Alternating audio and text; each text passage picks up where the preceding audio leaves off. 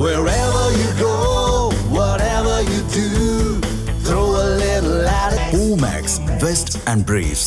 வணக்கம்.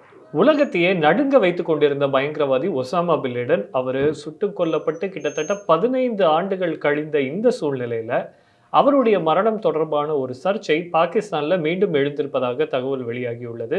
இது தொடர்பான கூடுதல் தரவுகளுடன் நம்மிடையே இணைந்திருக்கிறார் தமிழ் ஜனம் டிஜிட்டல் டீமினுடைய ஹெட் திரு வெங்கட் அவர்கள்.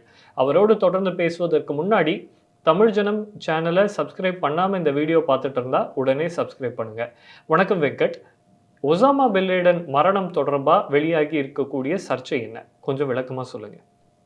நிச்சயமா அபினவ், நீங்க தொடக்க உரையில் சொன்ன மாதிரி பின் லேடன் பாகிஸ்தான் மண்ணில் கொல்லப்பட்டதற்கு பிறகு 14 வருஷம் கழித்து இப்போ அங்கே மீண்டும் ஒரு சலசலப்பை ஏற்படுத்தியிருக்கு.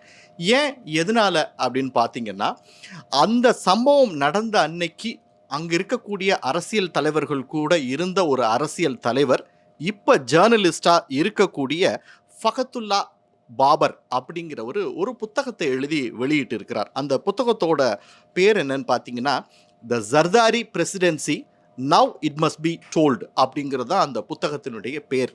இந்த புத்தகத்தில் அவர் என்ன எழுதியிருக்கார் அப்படின்னா, பின் லேடன் கொல்லப்பட்ட அன்று இரவு பாகிஸ்தானுடைய அரசியல் தலைவர்கள் என்ன பண்ணிட்டு இருந்தாங்க, பாகிஸ்தான் இந்த உலகத்துக்கு என்ன மெசேஜ் கொடுத்தது, என்ன பதில் கொடுத்தது, அன்னைக்கு இரவு என்ன நடந்தது அப்படிங்கிற விஷயத்தை தான் அந்த புக்கில் அவர் ரொம்ப விரிவாக எழுதியிருக்காரு. அதை படிக்கும்போது நிறைய அதிர்ச்சிகரமான விஷயங்கள் எல்லாம் வெளியே வந்திருக்கு. என்ன அப்படின்னு பார்த்தீங்கன்னா, அதாவது செப்டம்பர் 11, 2001 தான் அமெரிக்காக்குள்ளே அந்த ட்வின் டவர் அட்டாக் பண்ணப்பட்டது. கிட்டத்தட்ட ஒரு 3000 அமெரிக்கர்கள் அதில் கொல்லப்பட்டாங்க. இதுக்கு காரணமான அல் கொய்தா தலைவர் பின் லேடனை உலகம் முழுவதும் வலை வீசி தேடிக்கிட்டு இருந்தது அமெரிக்கா. குறிப்பாக அவர் ஆப்கானிஸ்தானில் இருக்கிறதா நினச்சி தேடிக்கிட்டு இருந்தாங்க. அதன் பிறகுதான் இந்த இன்டெலிஜென்ஸ் உதவியோடு அவங்களுக்கு கிடைச்ச அந்த தகவல் மூலமாக பாகிஸ்தான் தலைநகர் இஸ்லாமாபாத்துக்கு பக்கத்தில் இருக்கக்கூடிய ஒரு இராணுவ பயிற்சி மையங்கள் அமைந்திருக்கக்கூடிய அபோட்டாபாத் அப்படிங்கிற நகரத்தில் க்ளோஸ்டு வால் வீட்டுக்குள்ள ஒளிஞ்சிருக்கிறத அமெரிக்கா கண்டுபிடிச்சது. இவரை கொல்வதற்கான அந்த திட்டத்தையும் அப்போதைய அதிபர் ஒபாமா தலைமையில் தீட்டப்பட்டது.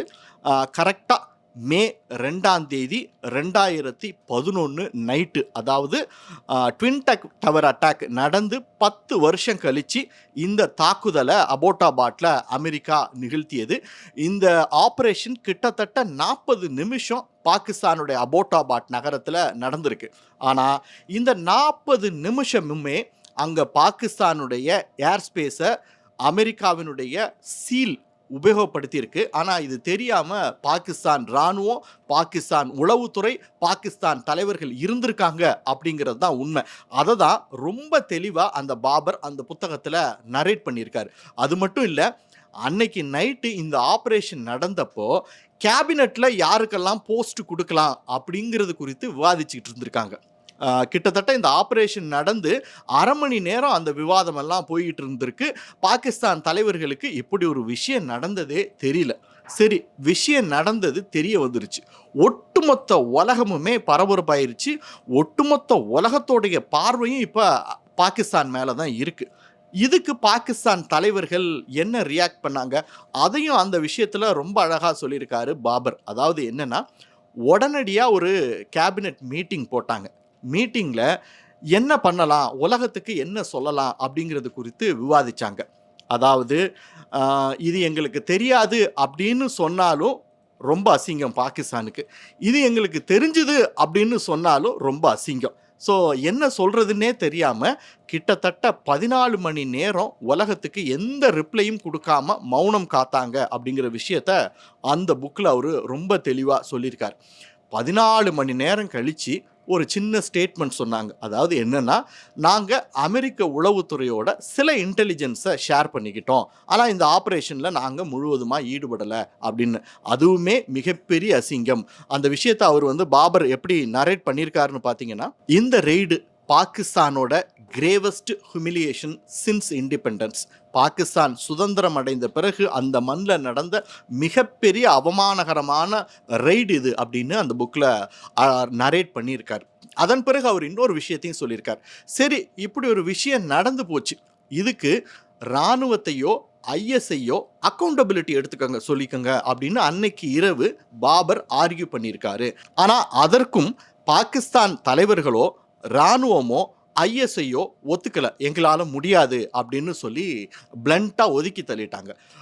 அதன் பிறகு இன்னொரு விஷயத்தையும் அந்த புக்கில் அவர் தெளிவாக சொல்லியிருக்காரு. என்ன அப்படின்னா, சரி இப்படி ஒரு தவறு நடந்து போயிடுச்சு, ஆனால் இதை ஒரு வாய்ப்பாக உபயோகப்படுத்திக்கிட்டு பாகிஸ்தானில் இருக்கக்கூடிய இன்டெலிஜென்ஸ் இன்ஸ்டிடியூஷன் இதை எல்லாமே ரீவாம் பண்ணலாம், இப்படி ஒரு ஃபெயிலியர் நம்ம மண்ணில் இனிமே நடக்கக்கூடாதுங்கிறதுக்காக எல்லா பகுதியிலையும் சீரமைப்பு நடவடிக்கைகளை மேற்கொள்ளலாம் அப்படிங்கிற விஷயத்த பாபர் பரிந்துரை பண்ணியிருக்காரு.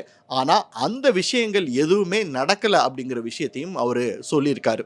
அது மட்டும் இல்லை, இந்த சம்பவம் நடந்த பிறகு அமெரிக்க அதிகாரிகள் வந்து பாகிஸ்தான் மண்ணிலேயே பின் லாடனுடைய மனைவியை இன்டராகேட் பண்ணுறதுக்கு, விசாரணை நடத்துறதுக்கும் உதவி பண்ணியிருக்காங்க.